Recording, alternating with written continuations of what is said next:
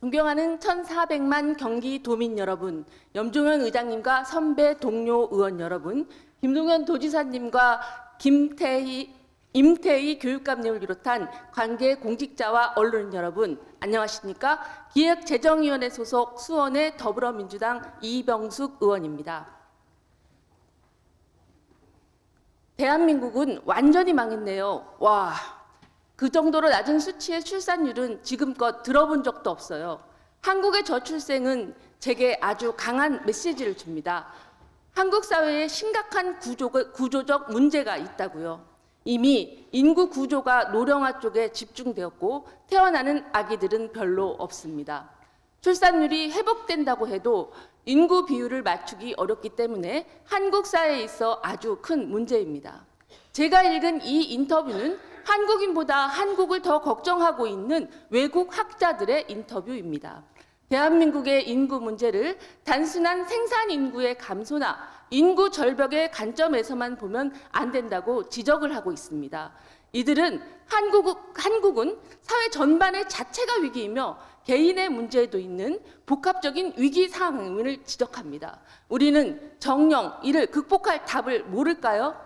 염종원 의장님과 선배 동료 의원 여러분, 김동연 지사님, 임태희 교육감님, 본회의장에 계신 여러분, 우리 모두 심각성을 알면서 나 몰라라 외면하고 있는 건 아닐까요? 저는 오늘 5분 자유 발언을 통해 제가 지난 7월에 발의한 경기도 인구정책 기본조례 제14조에 따라 내년 경기도 정책사업에 도입 시행되는 인구인지 예산 제도를 예산 과정 전반으로 확대 시행할 것을 요구합니다. 인구인지 예산 제도는 예산 편성 시 인구 변화에 미치는 영향을 분석하고 파악한 후에 이를 반영해서 예산을 수립하는 제도입니다. 비슷한 예로는 남녀가 차별 없이 혜택받을 수 있도록 예산 편성 과정에서 성평등 관점을 반영하는 성인지 예산을 들 수 있습니다. 해당 사업과 예산이 인구에 미치는 영향과 사회 전반에 미치는 영향을 분석해서 예산과 인구 정책 수립 시에 반영하게끔 확장하여야 합니다. 화면을 보시면 2024년 경기도 인구인지 예산 사업이 39건에 그친 것을 알 수 있습니다. 우리 도가 인구인지 예산 대상을 저출생 고령화 관련 정책 사업만으로 축소한 탓입니다. 경기도의 모든 사업과 재정 여건 전반을 아우르는 예산 과정의 모든 요인이 인구 변화에 어떤 영향을 미치는가에 체계적이고 다각적인 종합 분석이 필요합니다. 경기도 및 시군 자료에 따르면 지난해 31개 시군의 출산 장려금 지급 실적은 53,858명, 508억 7천만 원입니다. 경기도도 산후조리비 지원, 공공산후조리원 운영, 인구정책위원회 운영 등 출산 장려에 예산을 쏟아붓고 있습니다. 그러나 경기도의 올해 2, 4분기 합계 출산율은 또다시 0.75까지 떨어졌습니다.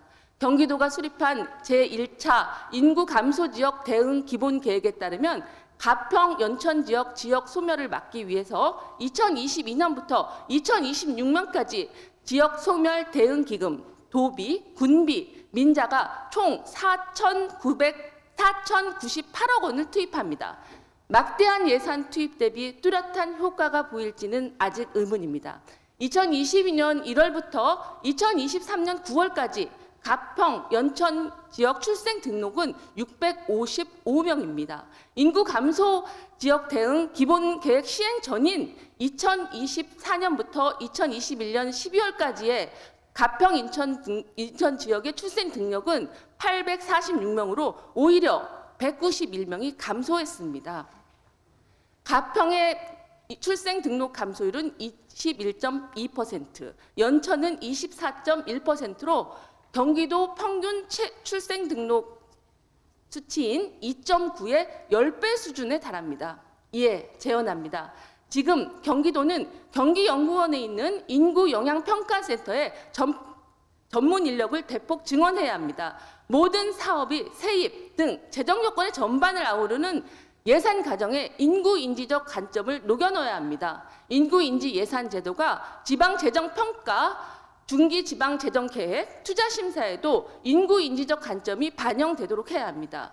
경기도를 인구 절벽, 인구 위기 타파에 대한민국 1번지로 만들 수 있게끔 염동연 지사님의 강력한 결단을 기대합니다. 인구 인지적 관점이 도정 전반에 온전하게 작동하며 또 교육청과 31개 시군도 합심해서 인구 인지 예산 제도에 동참해야 합니다.